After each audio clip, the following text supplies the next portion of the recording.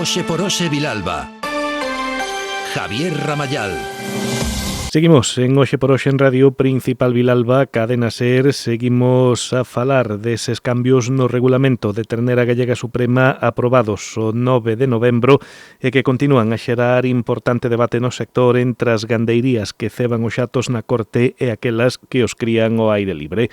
En canto ao acortellamento de animais de entre 8 e 10 meses, aclaraban desde o Consello Regulador que sería suficiente cun simple cobertizo que dispoña dunha parede e protexa os xatos do vento dominante e un tellado a unha sola auga. Desde o Sindicato Labrego Galego non aceptan estas explicacións da IXP Ternera Gallega arredor dos cambios nos pregos de condicións. Intentamos aclarar un pouco a situación, facémolo acompañados do responsable do sector da carne no Sindicato Labrego Galego e vocal da IXP Vacuno de Galicia, Samuel Formoso. Samuel, que tal? Moi bo día. Hola, bo día. Pois problemática, non? En canto a esta situación, acláranos un pouquiño como se está a vivir na actualidade esta polémica.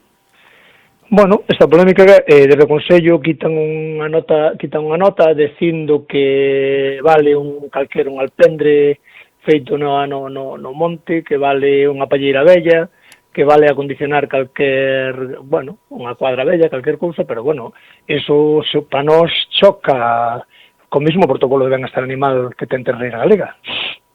Quer dizer, no protocolo de benestar animal hai unhas condicionantes e non vale unha palleira vella, quer dizer, necesitas puntos de luz, porque os animais non poden estar a oscuras nin con luz artificial durante todo o tempo, necesitas puntos de auga, necesitas comedeiros con unhas determinadas medidas por animal, e iso non é unha palleira vella calquera, quer dizer, non é acondicionar unha palleira vella que dito así parece que vale calquer sitio onde metes os becerros como facían antiguamente, pero claro, eso non é, hoxe en día, co protocolo de benestar animal, eso non é así. E en canto de facer un alpendre no monte e tal, bueno, eso, non sei, isto é Galicia, en Galicia chove a maior parte do ano, e non sei se un alpendre de calquer maneira tapando o norte e simplemente con cuartizo por encima, cas corrientes de aire que hai aquí, mar da mitad do ano, con vento e con chuvias, e vale calquer tal. Para iso eu creo que están bastante mellor soltos.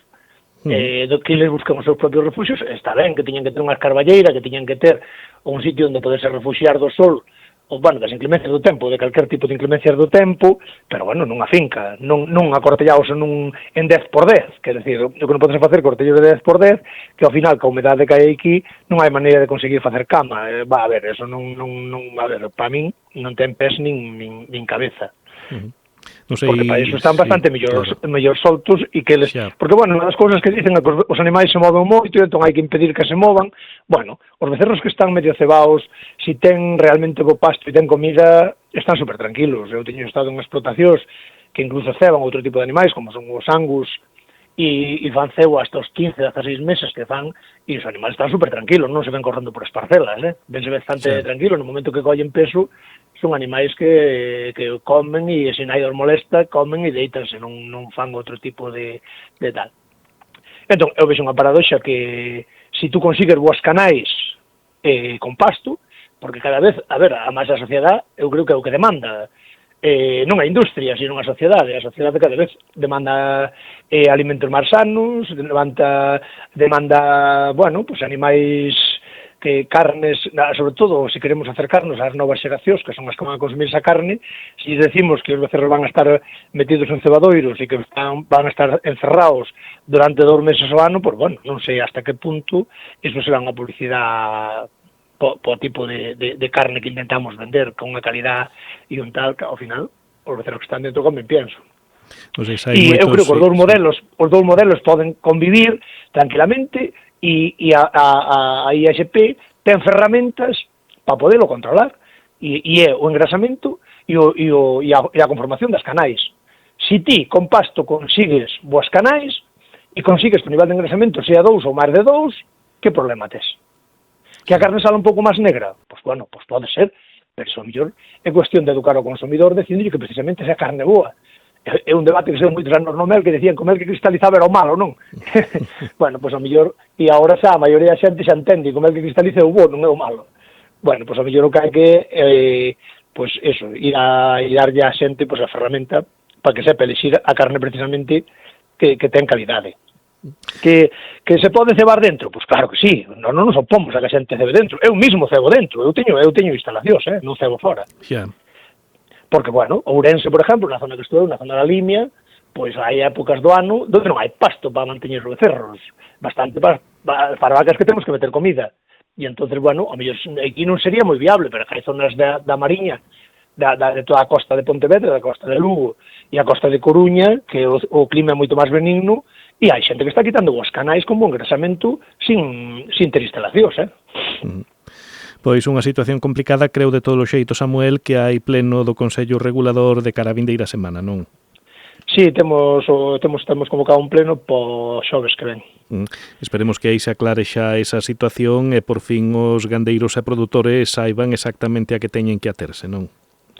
Sí, esperemos. A ver, nos defendemos a unha parte nos defendemos a todos os produtores, pero tamén esa parte que queda excluída, porque hai cousas. Tú imagínate, eu acabo de cumprir, antes de onte estuve de cumpleanos, teño 61 anos. Pois moitas felicidades. Claro, gracias. Si eu tuvese que facer instalacións hoxe, quer dizer, ao precio que está o material e o precio que está a man de obra, hoxe en día, que apenas consigue man de obra, e tuvera que facer instalacións ca miña idade, eu saldríame da marca. Claro. Pero que a xente que ten 55 anos pasará exactamente igual. E neste país hai moita xente así, que ao mellor están pensando no relevo, ao mellor os fillos están pensando en se collen o relevo ou non collen o relevo, e con estas historias pues estamos botando para atrás, porque precisamente durante estes últimos anos o que se está vendendo desde Europa é o pastoreo, cada vez ir a alimentos máis seco, alimentos máis naturais. E entonces, bueno, eu non sei onde nos leva todo isto. Bueno, non sei, vamos a seguir loitando porque esa xente non quede fora. E témolo claro. Panos, esa xente, sempre, a ver, xa digo, a ISP ten ferramentas para controlar que estes últimos anos, si é certo que seguramente foron ao mercado animais con niveles de engrasamento moi baixos, porque, bueno, porque se permitía que o engrasamento fora un por culpa de meter os culóns, e eso ahora elimínase, eso ahora pasou a 2, e no momento que tes un dor de engrasamento, que máis ten que o dor de engrasamento sexa de pienso que sexa de pasto. Que non ten moita lógica que se discrimine por unha cousa ou por a outra. Entón, exactamente, que é o que piden as organizacións agrarias, Samuel? Nos imos demandar que os dous modelos podan convivir, quer dizer, que sempre que ti consigas animais con ese nivel de engrasamento e con conformacións boas, podas telos como queiras, estabulados ou sin estabular, quer dizer, podas ter acortellados durante os 2 últimos meses de vida ou non. Quer dizer, que se eu consigo bons niveles de engrasamento tendo en pastoreo, por que me van a obrigar a cortellar? Porque agora moita xente que está facendo, por exemplo, gandeiría regenerativa, na que os animais só botan 3 días en pasto, só botan 3 días en cada finca e van rotando porque teñan sempre bo pasto. E entón, se ten sempre bo pasto, os animais ten boas conformacións. Se ten boa conformación e ten un 2 de engrasamento, cal é o problema para deixar os excluídos da marca? É que non entendo. Porque a disculpa é que se quere que os animales estén acortellados para que sean máis uniformes, para que teñamos un bon engrasamento, para que, bueno, a ver, eu cebo becerros estabulados, quer dizer, eu os últimos 2 meses, ou máis de 2 meses, cada vez metros con 4 metros, bueno, depende como teño os lotes, pero a mí non me paga máis. Claro. Toda cuestión de precio. Xa. Claro, se ti a xente, se un becerro chega sin engrasamento, con mala conformación, porque estuvo no monte e non tiña pasto suficiente, con descalificalo ou baixarlle o precio, telo solucionado. Xa eu, que me repercute no bolsillo, intentarei mellorar a miña forma de producir. Pero si realmente nos precios que estamos xogando con 5,60, 5,50, que como estamos vendendo os xatos a menos de 6, a 6 só chegan os vos, pois bueno, de que nos falan cando dicen que para subir os precios temos que acortellar. Os que acortellamos non vemos reflexado eso do que falan, e xa estamos acortellando, e temos canais con boa conformación. Entonces, onde está o... E eu consumo ao mellor 2.000 kilos de pienso ao mes, e resulta que o meu veciño que fai pastoreo regenerativo non consume ningún. Qual é máis viable e qual é máis natural, o meu ou o del?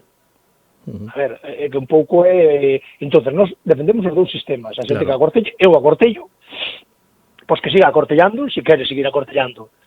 Pero, como a ISP ten as ferramentas para poder controlar que non cheguen animales ao mercado, marcados como Suprema, con malas conformacións e con pouco engrasamento, porque no momento que chegan ao matadeiro, ese becerros descalificanse e non pasa nada. E asunto solucionado. Pero a xente que realmente consigue... Bueno, porque leva moitos anos precisando por iso, e había xente que facía acortellamento e agora non. Agora ten todo fora, por qué? Porque os piensos dispararon de precio, os insumos cada vez son máis caros, e é unha forma de abaratar costes, que é no que estamos. Abaratar costes sin que vai en detrimento da calidade, xa. Claro.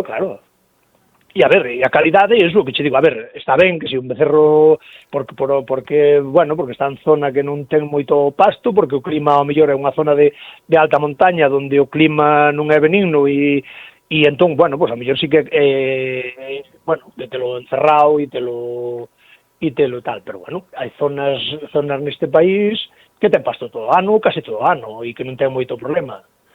E entonces, hai xente que incluso o que fai é en primavera cebar fora e en inverno cebar dentro.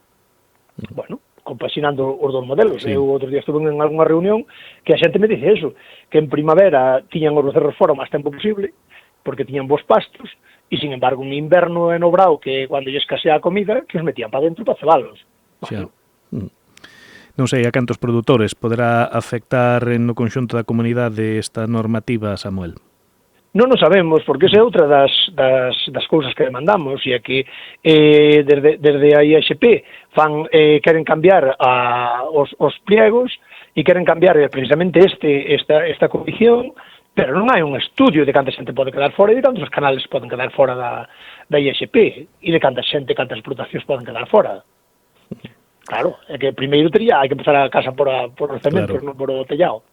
E entón facer primeiro un estudio de canta xente pode quedar fora, para ver o que non se pode é que dun día para outro se cambia a normativa e se diga a partir... A ver, que de momento hai 2 anos de moratoria, que durante 2 anos se podía facer, para a xente que queira tal, que, por eso porque demandamos nós, porque o que se pedía ali era facelo desde xa, que decir, desde xa os becerros tuveran que estar acortellados, sin darlle a xente un período de adaptación.